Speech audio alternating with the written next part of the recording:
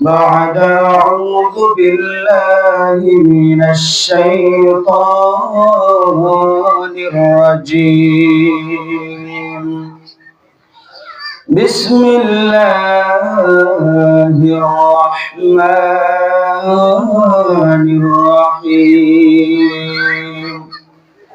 يا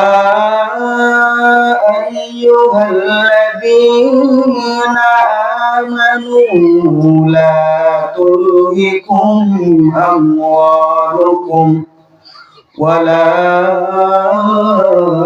أولادكم عن ذكر الله ومن يفعل ذلك فأولئك هم الخاسرون.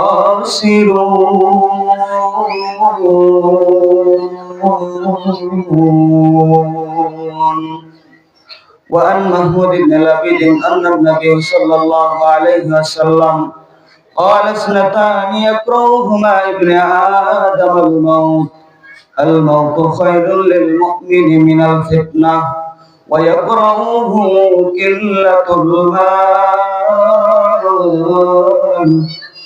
قلة المال يقل الحساب.